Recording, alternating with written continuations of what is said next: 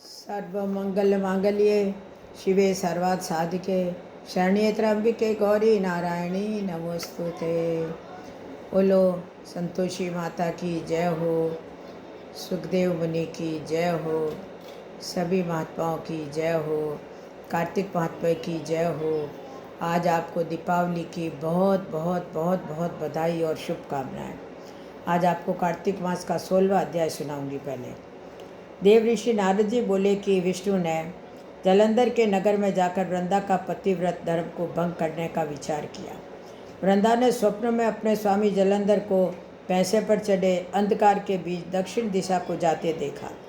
अपने समेत अपने नगर को सागर में डूबा देख उसकी निद्रा उछट गई और वह अपने स्वप्न को सोचने लगी। सूर्य में छेद व कांतिहीन देखा। इन अशुभ लक्षणों को देखकर वह रुदन करने लगी। फिर 2 सखियों के साथ बाग में आई। डरी हुई वह भ्रमण करते वन में गई, पर सुख प्राप्त नहीं हुआ। तब वहीं पर शिष्य समेत एक तपस्वी को देखा। फिर राक्षसों के भय से हाथ जोड़कर मुनि से बोली, मैं आपकी शरण में हूँ, मेरी रक्षा करो।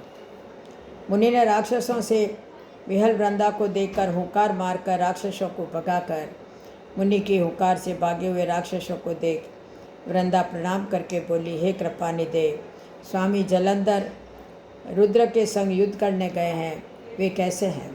तो नारद जी बोले, मुनि वृंदा के वाक्य सुनकर ऊपर को देखने लगे। इतना ही में 2 बंदर मुनि को प्रणाम करके आगे खड़े हो गए। मुनि के भ्रकुटी का इशारा पाकर वे आकाश को चले गए। फिर थोड़ी देर में आकर सामने खड़े हो गए। जलंधर के सिर और धड़ बंदरों के हाथ में देखकर पति विनाश से दुखी होकर वृंदा मूर्छित हो गए। तब मुनि ने अपने कमंडल का जल छिड़ककर उसकी मूर्छा जगाई।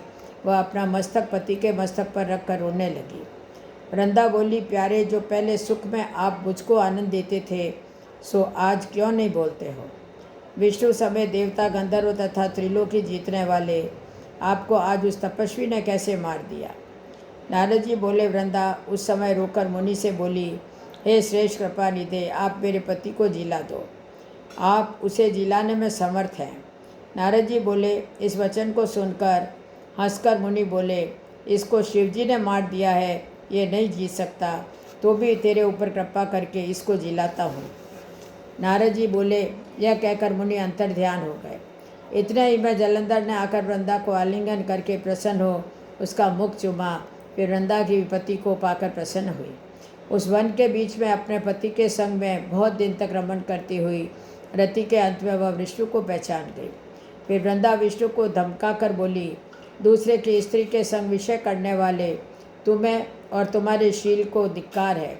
मैंने तुमको पहचान लिया है। तुम प्रत्यक्ष तपस्वी, रूपधारी, मायावी हो। जो तुमने माया रची थी वे तुम्हारे द्वारपाल थे। वही बंदर राक्षस होकर तुम्हारी स्त्री को हरेंगे और स्त्री के दुख से वन में बंदरों की सहायता लोगे और सबके ईश्वर होने पर भी भ्रमण करोगे। यह कहकर वृंदा विष्णु को समझाने पर भी चिता बनाकर अग्नि में प्रविष्ट हो गई। फिर विष्णु वृंदा को स्मरण कर उसकी चिता की रज को लगाते हुए वहीं रहे। मुनियों ने समझाया पर उनका चित्त शांत नहीं हुआ। इति कार्तिक महात्म्य 16वां अध्याय समाप्त।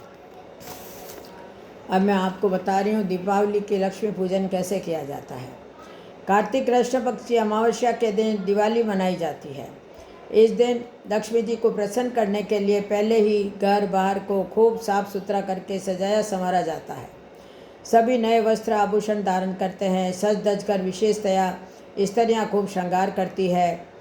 बच्चे उत्साह और उमंग से परिपूर्ण होकर आतिशबाजी छोड़ते हैं। धर्म ग्रंथों के अनुसार कार्तिक अमावस्या को भगवान श्री रामचंद्र जी 14 वर्ष का वनवास पूर्ण कर आसुरी वृत्तियों के प्रतीक रावण आदि असुरों का संहार करके अयोध्या लौटे थे। तब अयोध्या वासियों ने राम के राज्यारोहण पर दीपमालाएं जलाकर महोत्सव मनाया था। इसी दिन अनेक विजयश्री युक्त कार्य हुए हैं। अनेक शुभ कार्यों का प्रारंभ इसी दिन से माना गया है। जैसे इसी दिन उज्जैन सम्राट विक्रमादित्य का राज तिलक हुआ था। विक्रम संवत का आरंभ भी इसी दिन से माना जाता है। आज ही के दिन कई वैश्य लोग अपने बही खाते बदलते हैं और अपने वर्ष भर की लाभ हानि का विवरण बनाते हैं। इसी दिन समुद्र मंथन के समय क्षीर सागर से लक्ष्मी जी प्रकट हुई थी। और श्री विष्णु भगवान को पति के रूप में स्वीकार किया था। कहा जाता है कि भगवान विष्णु ने राजा बलि को पाताल लोक भेजा। तब इंद्र ने बड़े उत्साह से दीपावली मनाई कि मेरे स्वर्ग का सिंहासन बच गया। इसी दिन आर्य समाज के संस्थापक महर्षि दयानंद का निर्वाण हुआ। दिवाली से दूसरे दिन प्रातः 4 बजे पुराने छाछ में कूड़ा रखकर कूड़े को दूर फेंकते के ले जाते हुए लक्ष्मी लक्ष्मी आओ, दरिद्र जाओ ऐसा कहते हुए दूर कूड़ा डालें। वहाँ एक दीपक भी जलाकर आवे। घर आकर बोले, हे देवी लक्ष्मी, आप आनंद से यहाँ विराजो। अब लक्ष्मी पूजा विधान है।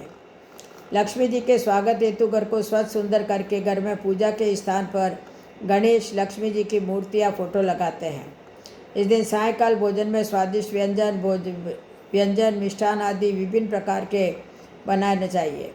सर्वप्रथम लक्ष्मी जी के समक्ष एक चौकी रखकर उस पर मौली बांधनी चाहिए। इस पर गणेश जी की मूर्ति स्थापित करनी चाहिए और उन्हें कुमकुम का तिलक करते हैं। चौकी पर चौमुखे और छोटे दीपक रखकर तेल बत्ती डालकर जलाने चाहिए। फिर जल, मौली, चावल, फल, गुड़, अबीर, गुलाल, धूप, अगरबत्ती आदि सामग्री द्वारा विधिवत पूजन करें। पूजा पहले पुरुष और फिर स्त्रियाँ करें। पूजा करने के बाद घर में प्रत्येक कोने में एक एक दीपक जलाकर रखें। 6 छोटा तथा 1 बड़ा दीपक रखकर लक्ष्मी जी का पूजन करें। इसके पश्चात तिजोरी में गणेश जी और लक्ष्मी जी की मूर्ति रखकर विधिवत पूजा करें। फिर घर के सभी सदस्य अपने से बड़ों के पैर छुएं और बड़े अपने से छोटों को इच्छानुसार कोई भी भेंट या रुपए दें। लक्ष्मी पूजन हेतु एक पाटे पर लाल कपड़ा बिछाकर उस पर श्री गणेश जी एवं लक्ष्मी जी की मूर्तियाँ रखें। समीप ही रुपए, 1.25 सेर चावल, गुड़, 4 केले, बड़े ईख, गन्ने का जोड़ा और 5 लड्डू रखकर लक्ष्मी जी गणेश जी का पूजन करना चाहिए। फिर लड्डुओं का भोग लगाएं। लक्ष्मी के समक्ष प्रज्वलित अखंड दीपक जला का काजल बनाकर सभी लगाएं। दुकान पर नए बही खातों की भी पूजा करनी चाहिए। पूजा के बाद सभी को प्रसाद विधिवत करना चाहिए। रात्रि में जागरण करके श्री सूक्त व गोपाल सहस्त्र नाम का पाठ करना चाहिए। इससे लक्ष्मी जी प्रसन्न रहती है। लक्ष्मी जी के विभिन्न स्रोतों को पाठ करें। विधिवत लक्ष्मी पूजन के लिए श्री सरस्वती प्रकाशन पूजन के लिए महालक्ष्मी पूजन वाली पुस्तक पढ़ें। अब आपको दीपावली की कथा सुना रही हूँ। एक बार सनत कुमार जी ने महर्षि मुनियों से कहा, महानुभाव, कार्तिक की अमावस्या को प्रातःकाल ही स्नान करके भक्तिपूर्वक पितर तथा देव पूजन करना चाहिए। रोगी तथा बालक के अतिरिक्त और किसी व्यक्ति को भोजन नहीं करना चाहिए। सायंकाल में विधि पूर्वक लक्ष्मी जी का मंडप बनाकर फूल, पत्ते, तोरण, ध्वज और पताका आदि से सुसज्जित करना चाहिए। अन्य देवी देवताओं से लक्ष्मी जी का षोडशोपचार पूजन करना चाहिए। पूजनोपरांत परिक्रमा करनी चाहिए। मुनीश्वरों ने पूछा, लक्ष्मी पूजन के साथ देवी देवताओं के पूजन का क्या कारण है? तो सनत कुमार जी बोले, राजा बलि के यहाँ समस्त देवी देवताओं सहित लक्ष्मी जी बंधन में थी। आज के दिन भगवान विष्णु ने उन सबको कैद से छुड़वाया था। बंधन मुक्त होते ही सब देवता लक्ष्मी जी के साथ जाकर क्षीर सागर में सो गए थे। इसीलिए अब उनके शयन का ऐसा प्रबंध करना चाहिए कि वे क्षीर सागर की ओर न जाकर स्वच्छ स्थान और कोमल शैया पाकर यहीं पर सो जाएं। जो लोग लक्ष्मी जी के स्वागत की उत्साहपूर्वक तैयारियां करते हैं, उनको छोड़कर फिर वे कहीं नहीं जाती है। रात्रि के समय लक्ष्मी जी का आह्वान करके उसका विधिपूर्वक पूजन करके नाना प्रकार के मिष्ठान का नैवेद्य अर्पण करना चाहिए। दीपक जलाने चाहिए। दीपकों को सर्वनिष्ठ निवृत्ति हेतु अपने मस्तक पर घुमाकर चौराहे या शमशान में रखना चाहिए। दूसरे दिन राजा का कर्तव्य है कि नगर में ढिंडोरा पिटवा कर सब बालकों को अनेक प्रकार के खेल खेलने की आज्ञा देनी चाहिए।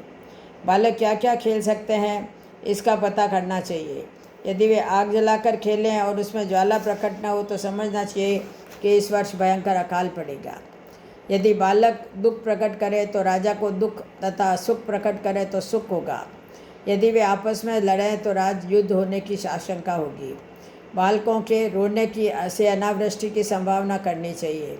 यदि वे घोड़ा बनकर खेलें तो मानना चाहिए कि किसी दूसरे राज्य पर विजय होगी। यदि बालक लिंग पकड़कर क्रिया करें तो व्यभिचार फैलेगा तथा अन्न तथा जल चुराने का अभिप्राय होगा। बोलो लक्ष्मी माता की जय हो। अब आपको शुक्रवार की कथा सुना रही हूँ।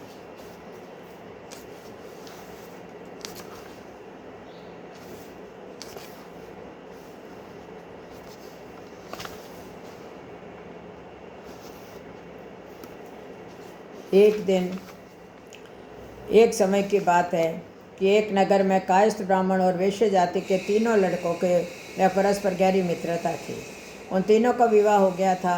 ब्राह्मण और कायस्थ के लड़कों का गौना भी हो गया था, परंतु वैश्य के लड़के का गौना नहीं हुआ था। एक दिन कायस्थ के लड़के ने कहा, हे मित्र, तो मुकलावा करके अपनी स्त्री को घर क्यों नहीं लाते हो? स्त्री के बिना घर कैसा बुरा लगता है। यह बात वैश्य के लड़के को जच गई। वह कहने लगा कि मैं अभी जाकर मुकलावा लेकर आता हूँ। ब्राह्मण के लड़के ने कहा, अभी मत जाओ, क्योंकि शुक्र अस्त हो रहा है। जब उदय हो जाए तब जाकर ले आना। परंतु वैश्य का लड़का उसकी ऐसी जिद हो गई कि किसी प्रकार से नहीं माना। जब उसके घर वालों ने सुना तो उन्होंने भी बहुत समझाया, परंतु वह किसी प्रकार से नहीं माना और अपने ससुराल चला गया। उसको आया हुआ देखकर ससुराल वाले भी चकराए। जब माता का स्वागत सत्कार करने के बाद उन्होंने पूछा कि आपका कैसा आना हुआ। वैश्य पुत्र कहने लगा कि मैं पत्नी को विदा कराने के लिए आया हूँ। ससुराल वालों ने उसे बहुत समझाया कि एक दिन और शुक्र अस्त है, उदय होने पर ले जाना, परंतु उसने किसी की एक भी नहीं सुनी और पत्नी को ले जाने के लिए आग्रह करने लगा। जब वह किसी प्रकार भी नहीं माना तो उन्होंने लाचार होकर अपनी पुत्री को विदा कर दिया। वैश्य पुत्र पत्नी के एक रथ में बिठाकर अपने घर की ओर चल पड़ा। थोड़ी दूर जाने पर मार्ग में उसके रथ का पहिया टूटकर गिर गया और बैल का पूरा पैर टूट गया। उसकी पत्नी बड़ी घायल हो गई। अब आगे चलें तो रास्ते में डाकू मिले। उसके पास जो धन और वस्त्र और आभूषण थे वह सब उन्होंने छीन लिए। इस प्रकार अनेक कष्टों का सामना कर जब पति पत्नी अपने घर पहुँचे तो आते ही वैश्य के लड़के को सर्प ने काट लिया। वह मूर्छित होकर गिर पड़ा। तब उसकी स्त्री अत्यंत विलाप करने लगी। वैश्य ने अपने पुत्र को वैद्यों को दिखलाया तो वैद्य कहने लगे, यह 3 दिन में मृत्यु को प्राप्त हो जाएगा। जब उसके मित्र ब्राह्मण के लड़के को सारी बात का पता लगा तो उसने कहा, सनातन धर्म की प्रथा है कि जिस समय शुक्र का अस्त हो कोई अपनी स्त्री को नहीं लाता, परंतु यह शुक्र के अस्त में स्त्री को विदा करा के ले आया है। इस कारण सारे विघ्न उपस्थित हुए हैं। यदि ये दोनों ससुराल वापस चले जाएं और शुक्र के उदय होने पर पुनः आवें तो निश्चय विघ्न टल जाएगा। सेठ ने अपने पुत्र और उसकी पत्नी को शीघ्र ही उसके ससुराल वापस पहुंचा दिया। वहां पहुंचते ही वैश्य पुत्र की मूर्छा दूर हो गई और साधारण उपचार से ही सर्प विष के मुक्त हो गया। अपने दामाद को स्वस्थ देखकर ससुराल वाले अत्यंत प्रसन्न हुए। वैश्य पुत्र अपने ससुराल में ही स्वास्थ्य लाभ करता रहा और जब शुक्र का उदय हुआ तब हर्षपूर्वक उसके ससुराल वालों ने उसको अपनी पुत्री सहित विदा किया। इसके पश्चात पति पत्नी दोनों घर आकर आनंद से रहने लगे। इस व्रत के करने से अनेक विघ्न दूर हो जाते हैं। बोलो शुक्र भगवान की जय हो, संतोषी माता की जय हो, माँ अम्बे जगदम्बे की जय हो। अब आपको गणेश जी की कथा सुना रही हूँ।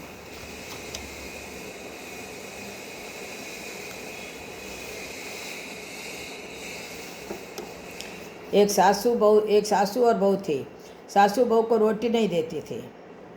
बहू रोज़ नदी पर जाती, घर में से आटा ले जाती, नदी का पानी लेती, आटा भिगोती, पंसारी की दुकान से 1 रुपये का गुड़ और 1 रुपये का घी लाती और शमशान में जाकर चिता के ऊपर रोटी सेकती। हाथ से रोटी चूरकर घी गुड़ डालकर चूरमा बनाती। नज़दीक के मंदिर में गणेश जी की पूजा करके चूरमे का भोग लगाती और आप खुद प्रसाद खा लेती। ऐसा करते करते बहुत दिन हो गए। गणेश जी को एक दिन अचंभा हुआ। उन्होंने मुंह में अंगुली डाल दी। बहू तो घर आ गई। बाद में गांव के लोग मंदिर में दर्शन को गए तो गणेश जी के मुंह में अंगुली देखी। सब लोग अचंभा करने लगे, आज गणेश जी की अंगुली मुंह में क्यों है? यह तो कोई अपशगुन है। सारे गांव में खबर फैल गई। सब लोग मंदिर में जमा हो गए। कहने लगे कि जो कोई गणेश जी के मुख में से अंगुली निकालेगा उसे इनाम दिया जाएगा। तब यह बहू अपने सासू को कहने लगी कि मैं मंदिर जाऊं क्या? तब सासू बोली कि इतने गांव के लोगों से कुछ नहीं हुआ तो तू जाकर क्या करेगी? तब बहू बोली कि मैं जाऊंगी, मैं गणेश जी के मुँह में से अंगुली निकालूंगी। मंदिर में बहुत लोग इकट्ठे हो गए थे। बहू ने सबको बाहर निकाल कर मंदिर का दरवाज़ा बंद करके गणेश जी से बोली कि आटा मेरे घर से लाती हूँ, पानी नदी से लाती हूँ, पसारी की दुकान से घी गुड़ लाती हूँ, मुर्दे के ऊपर सेकती हूँ, तो तेरा क्या बिगड़ा? मुँह के अंदर से अंगुली निकाल ले। गणेश जी ने झट मुँह में से अंगुली निकाल ली। उसने मंदिर का दरवाज़ा खोला। लोग पूछने लगे कि तूने क्या किया, क्या कामन किया? तब वो बोली, मेरे को मेरी सासू रोटी नहीं देती है, इसलिए मैं घर से आटा लाती, नदी से पानी लाती, बंसारी की दुकान से घी गुड़ लाती, रोटी बनाकर मुर्दे के ऊपर सेकती, चूरमा करके भगवान के भोग लगाती और मैं चूरमा खा लेती। इससे भगवान को अचंभा हुआ और इन्होंने अंगुली मुंह में डाल दी। कोटी की खरी अधूरी की पूरी। गणेश जी महाराज बहुत प्रसन्न हुए। वैसे बहू पर जैसे प्रसन्न हुए वैसे सब पर प्रसन्न होना। बोलो गणेश जी भगवान की जय हो। अब देखो, सब कहानियों के बाद ये बोलना चाहिए।